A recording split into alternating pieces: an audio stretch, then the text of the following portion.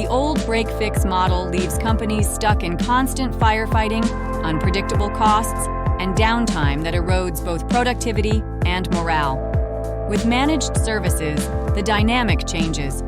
Organizations get proactive monitoring, cost stability, and a framework that prevents issues before they ever disrupt operations.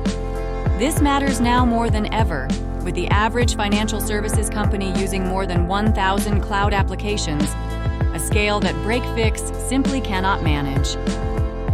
Patrick Burt, president and owner of AdRem Systems Corporation, puts it best. You don't scale resilience with tickets and wishful thinking. You scale it with visibility, process, and foresight. That's exactly what a true managed services model delivers. Consistent uptime, reduced risk, and IT that works as a growth engine, not just a repair service. You can explore the full breakdown on our website, and don't forget to add this to your Spotify playlist for easy reference.